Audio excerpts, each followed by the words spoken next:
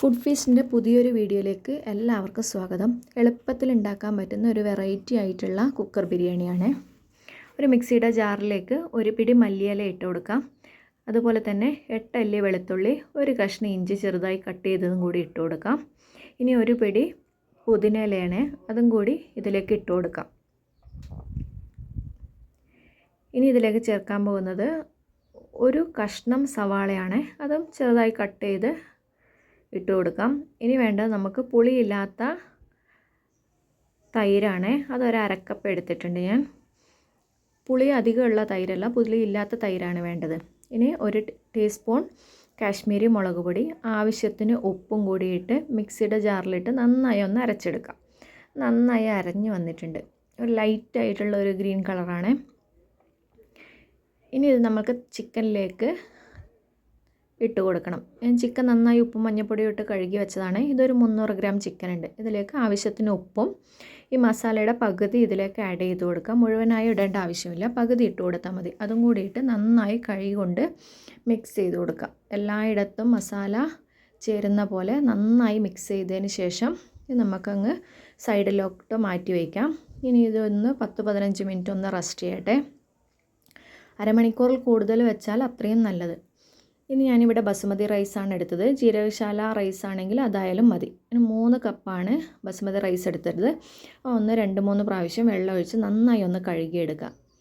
അതിനുശേഷം ആവശ്യത്തിന് വെള്ളം ഒഴിച്ച് ഒന്ന് കുതിരാനായി ഒരു 15 മിനിറ്റ് മാറ്റി വയ്ക്കാം. നമ്മൾ ബാക്കി എല്ലാ കാര്യങ്ങളും റെഡി ആകുമ്പോഴത്തേക്ക് അരിയും അത്യാവശ്യം കുതിർന്ന് വന്നിട്ടുണ്ട്. അപ്പോൾ പെട്ടെന്ന് തന്നെ വെന്ത് വരും.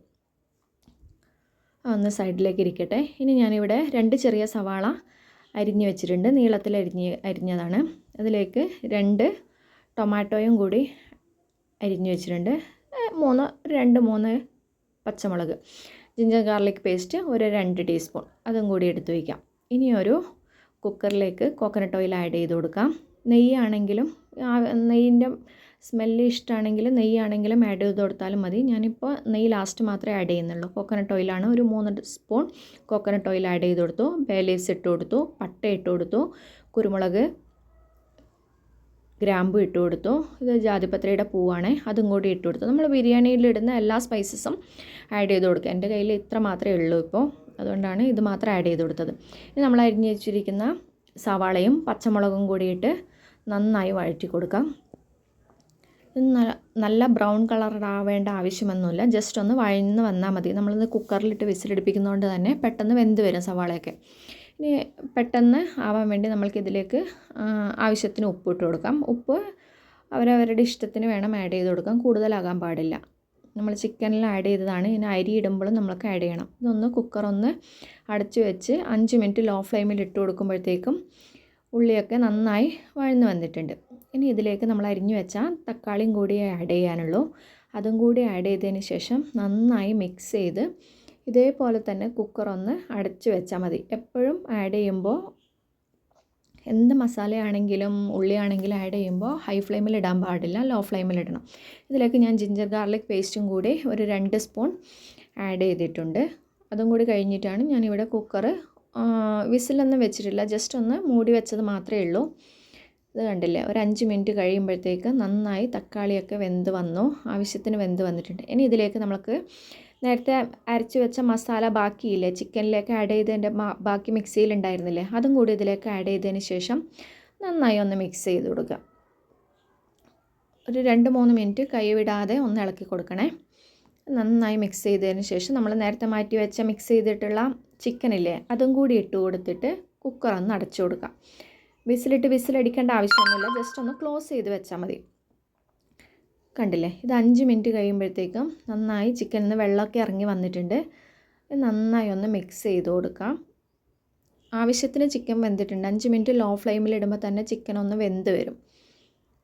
കണ്ടില്ല, നല്ല വെള്ളമൊക്കെ ഇറങ്ങി വന്ന് ആവശ്യത്തിന് വെള്ളമൊക്കെ ആയിട്ടുണ്ട്. ഇനി നമ്മൾക്ക് ഇതിലേക്ക് ഉപ്പ് കൂടുതലാണെങ്കിൽ ഉപ്പ് ആഡ് ചെയ്യേണ്ട ആവശ്യമില്ല. ഈ സമയത്ത് ഉപ്പ് കുറവാണെങ്കിൽ ഉപ്പ് ആഡ് ചെയ്ത് കൊടുക്കണം. നമ്മൾ കഴുകി വാരി വെച്ചിരിക്കുന്ന അരിയും കൂടി ഞാൻ വെള്ളം ഊറ്റി വെച്ചിട്ടുണ്ട്, അതും കൂടി ഇതിലേക്ക് ആഡ് ചെയ്ത് കൊടുക്കാം. അരി മുഴുവനായും ഇട്ടതിന് ശേഷം പതിയെ ഒന്ന് മിക്സ് ചെയ്ത് കൊടുക്കാം. അരി ഒന്ന് പൊടിഞ്ഞു പോകാതെ നോക്കണേ, മെല്ലെ ഒന്ന് ഇളക്കി കൊടുത്താൽ മതി. അരിക്ക് ആവശ്യമുള്ള ഉപ്പ് ഇതിലില്ല എങ്കിൽ ഇപ്പം തന്നെ ഉപ്പും ആഡ് ചെയ്ത് കൊടുക്കണേ. നേരത്തെ മസാലയ്ക്കുള്ള ഉപ്പ് അധികമാണെങ്കിൽ അരിക്ക് മതിയാവുമോ എന്ന് ഈ സമയത്ത് നോക്കണം. എനിക്ക് കുറച്ച് കുറവായതുകൊണ്ട് ഞാൻ ഈ സമയത്ത് കുറച്ച് ഉപ്പും കൂടി ആഡ് ചെയ്യുന്നുണ്ട്. ഇനി ഇതിലേക്ക് ഞാൻ 3 കപ്പ് വെള്ളമാണ് ആഡ് ചെയ്യുന്നത്. 3 കപ്പ് അരിക്ക് 3 കപ്പ് വെള്ളം. 1.5 ഗ്ലാസ് വെള്ളത്തിൻ്റെ അടുത്ത് കുക്കറിൽ നിന്ന് ചിക്കനിലും മസാലയിലൊക്കെ ആയി ഉണ്ടാവും. അതുകൊണ്ടാണ് ഞാൻ 3 കപ്പ് മാത്രം ഒഴിച്ചു കൊടുത്തത്. അതും കൂടി ഒഴിച്ചു കൊടുത്തതിന് ശേഷം നന്നായി ഒന്ന് മിക്സ് ചെയ്ത് കൊടുക്കാം.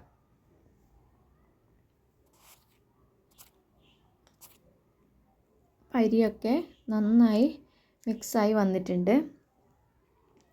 വെള്ളമൊക്കെ ആവശ്യത്തിനുണ്ട്, ഉപ്പുമുണ്ട്. ഇനി ഇതിലേക്ക് കുറച്ച് പുതിനയില അരിഞ്ഞതും കുറച്ച് മല്ലിയില അരിഞ്ഞതും കൂടിയിട്ട് നന്നായി ഒന്ന് മിക്സ് ചെയ്യാം. ഈ സമയത്ത് 1 സ്പൂൺ നല്ല നെയ്യും കൂടി ഞാൻ ഇതിലേക്ക് ആഡ് ചെയ്യുന്നുണ്ട്. ഞാൻ ആദ്യം നെയ്യ് ആഡ് ചെയ്യാത്തതുകൊണ്ടാണ് ഈ സമയത്ത് ആഡ് ചെയ്തത്.